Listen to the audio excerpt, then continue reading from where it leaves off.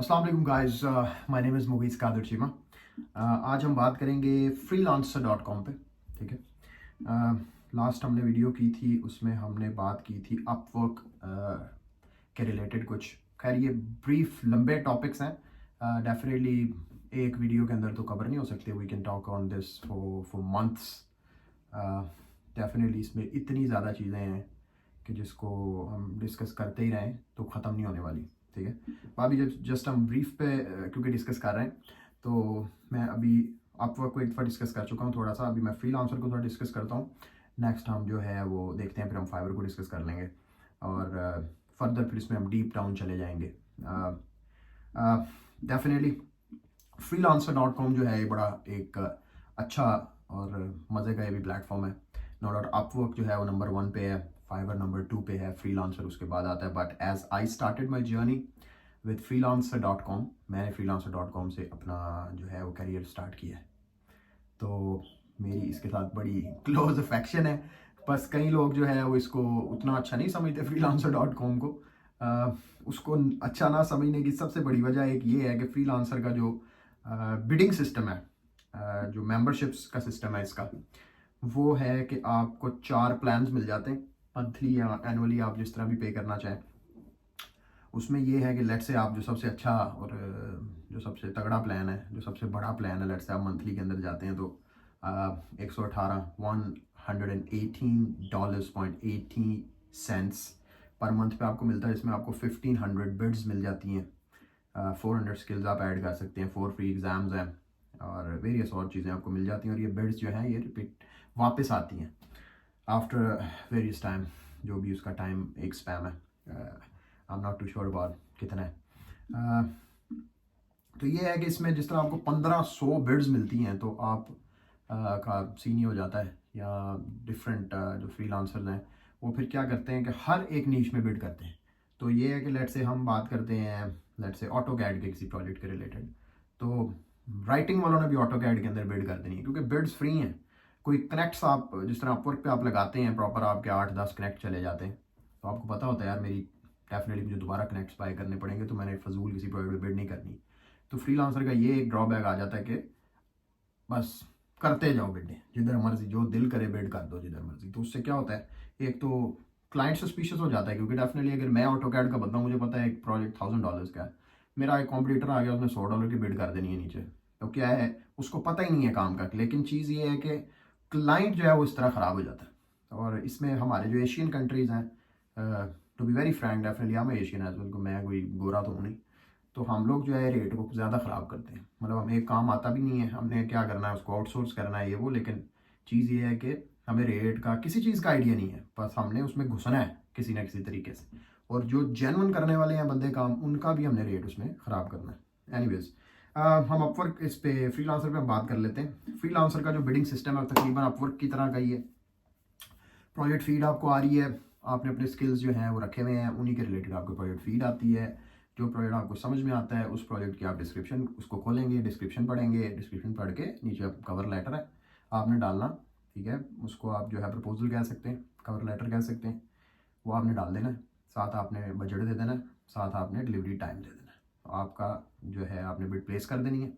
आपकी bid place हो गई तो आपको फ्रीलांसर के अंदर नज़र भी आता है कि आपकी किस जगह पे बिड पड़ी है। लेट से अगर 50 बिड्स हैं तो आपकी बिड जो है वो लेट से 20th नंबर पे पड़ी है, तो आपको नज़र आ रहा है कि वही मेरी बिड 20th नंबर पे है। पहला जो पेज है उस पर अराउंड 7 के 8 जो है प्रपोजल होते हैं, फिर अगला पेज, फिर अगला पेज, इस तरह पेजेस होते हैं। कनेक्ट्स इसमें बाय नहीं होते, इसमें जो है मेंबरशिप होती है। जिस तरह मैंने आपको बताया 4 डिफरेंट प्लान्स हैं, मंथली और एनुअल। 4 ही एनुअल हैं, 4 ही मंथली हैं। अगर आप एनुअल पे जाएंगे तो आप ज़रा आपको कंसेशन मिल जाएगा। इसमें ये होता है कि आपको ऑफर्स आती रहती हैं, वेरियस फ्रीलांसर के जो स्टाफ है उनका, वो आपको ऑफर्स देता है टाइम बाय टाइम, तो उसमें आपको और कंसेशन भी मिल जाता है अगर आप ईयरली प्लान पे जाएं। प्रपोजल सेम तरीके से ही आपने लिखना है, डिस्क्रिप्शन को पढ़ना है, पढ़ के आपने प्रपोजल अच्छे से क्लाइंट की रिक्वायरमेंट्स को प्रॉपर पढ़ के जो है आपने एक प्रपोजल डालना है, जो कि बहुत बड़ा भी नहीं होना चाहिए, मतलब एज एन के लेंथी नहीं होना चाहिए और बहुत छोटा भी नहीं होना चाहिए।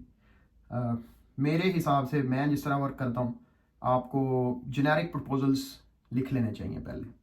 जेनेरिक से मुराद ये है कि आप एक प्रपोजल लिख लेते हैं, लेकिन एट द टाइम जब आप बिड करते हैं तो आप उसको अमेंड करते हैं प्रॉपरली। मतलब जेनेरिक से मुराद है ग्रीटिंग वगैरह है वो चीज़ें, आपका प्रपोजल शुरू कहाँ से हो रहा है एंड कहाँ हो रहा है वो चीज़ें आपकी लिखी होनी चाहिए ताकि आपका टाइम सेफ हो।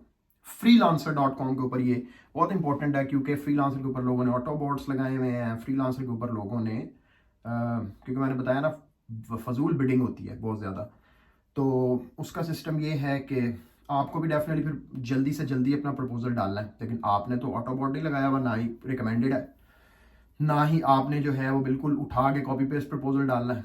आपने प्रपोजल लिखना है, ठीक है, लेकिन ये है कि आपकी ग्रीटिंग और ये वो चीज़ें लिखी हों वो बेशक सेम जाती रही सारी क्लाइंट्स को, लेकिन क्लाइंट की डिस्क्रिप्शन की चीज़ें रिलेटेड ऐड होनी चाहिए अंदर, ठीक है।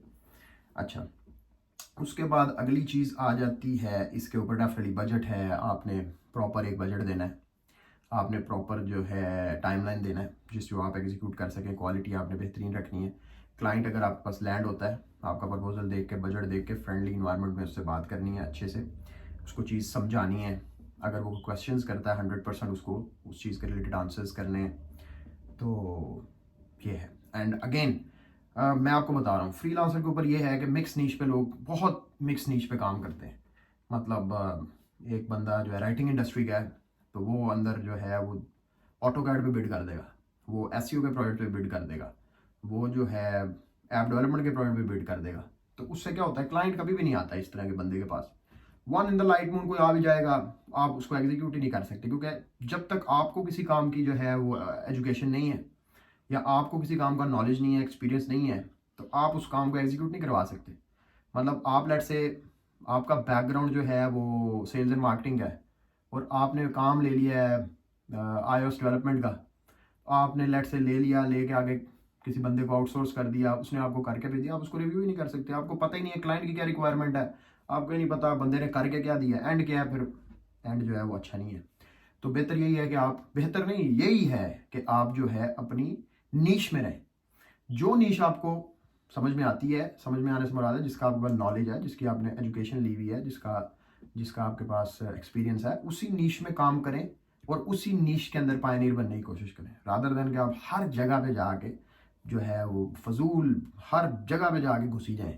उससे कोई फायदा नहीं होता और एट द एंड आपकी ब्रांड बिल्डिंग भी नहीं होती उससे। मतलब आपकी एक प्रोफाइल है वो 17 फील्ड्स में काम करती है, लेट से एक प्रोजेक्ट उसके ऊपर ऑटो कैड का है, एक ग्राफिक डिजाइनिंग का है, एक जो है वो अंदर बिजनेस प्लान का है, तो कोई समझ नहीं आ रही कि बंदा है क्या ये। वो हर बंदे को फिर यही लगता है कि ये बंदा जो है ये आउटसोर्सर टाइप है, ये गांधी करेगा। तो स्पेसिफिक रहें, ठीक है।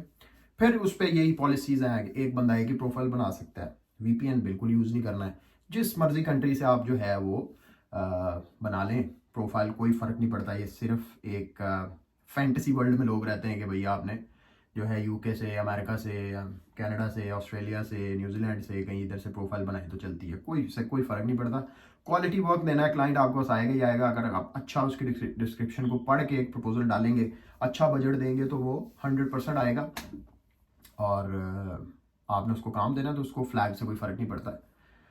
और बहुत बड़ा चंक जो है इन प्लेटफॉर्म्स ऊपर वो हमारे पाकिस्तान से, इंडिया से, बांग्लादेश से, नेपाल से, इन कंट्रीज से जाता है। क्योंकि जो इंग्लिश कंट्रीज़ हैं, डेफिनेटली मैं अभी इधर यूके में बैठा हूँ, I have been to Australia various, मेरा काफ़ी एक्सपोजर है इन कंट्रीज़ में। ये लोग जॉब करते हैं, इनका इस तरह का सिनेरियो इतना ज़्यादा नहीं है। हमारे लोगों के पास एक तो काम भी कोई नहीं है इसके अलावा, और एक अपॉर्चुनिटी भी बहुत अच्छी है ये हमारे लिए, क्योंकि डेफिनेटली हमारा सिस्टम इनके सिस्टम की तरह वर्क थोड़ी नहीं करता है। तो ये इसका सिस्टम है। और आप कंट्री फ्लैग आपका पाकिस्तानी होना चाहिए, जेन्युइन प्रोफाइल होनी चाहिए, तो आप जो है इस पे काम करें। पॉलिसीज़ के अंदर फिर वही है कि आपने डिलीवरी जो है वो प्रॉपर रखनी है, जो आपने क्लाइंट के साथ प्रॉमिस की है, आपने क्वालिटी जो है जो क्लाइंट के साथ प्रॉमिस की है वही देनी है आपने उसको, तो चीज़ें बेहतरीन रहेंगी। आगे आगे एंड वही होता है, रिव्यू है, रिव्यू के ऊपर आपने क्लाइंट को ज़्यादा पुश नहीं करना है, सिर्फ एक वैल्यूएबल जो है वो फीडबैक उससे आपने मांगना है। अब देखें वेरियस चीज़ें हैं, जब हम इसमें डीप डाउन जाएंगे कि अब आप क्लाइंट को काम दे देते हैं, क्लाइंट गायब हो जाता है, ठीक है, तो आपने क्या करना है। क्लाइंट के साथ आपका कोई मसला बन गया, आपने डिस्प्यूट डालना है, क्या करना है। आपने क्वालिटी वर्क क्लाइंट को प्रोवाइड किया लेकिन क्लाइंट आगे से मान नहीं रहा है, कोई प्रॉब्लम आ गई, आपने क्या करना है। अब ये चीज़ें हैं जिनको हम डीप डाउन आगे फ्यूचर में डिस्कस करेंगे। देखें अभी प्रपोजल कैसे लिखा जाता है, ये एक बहुत बड़ी जर्नी है ये भी एक, ठीक है। एग्जीक्यूशन कैसे की जाती है, ये भी एक लंबा काम है। फिर आपने फील्ड, अगर डेफिनेटली कई लोग ऐसे हैं मैंने बताया जैसे जिनके पास डायरेक्शन नहीं है, तो आपको फील्ड कौन सी जो है वो चूज़ करनी है, ये भी एक बहुत लंबी बहस है। तो ये इन पर हम डीप डाउन जो है वो जाते रहेंगे।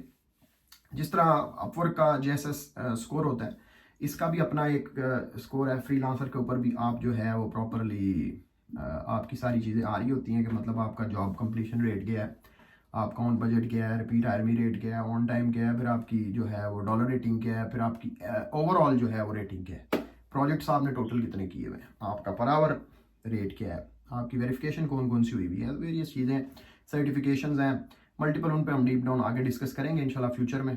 और आप मेरी वीडियोस देख रहे हैं, थैंक यू वेरी मच। और आप इसको जो है कोई भी क्वेश्चन आपके पास हो in regards to my videos, आप कमेंट ज़रूर करें, मेरे से पूछें, मैं आपको ज़रूर उस पर आंसर करूँगा इंशाल्लाह। सब्सक्राइब ज़रूर करें, चैनल को फॉलो करें और इसको शेयर करें, लाइक करें, कमेंट करें, और इंशाल्लाह will be at your help इंशाल्लाह।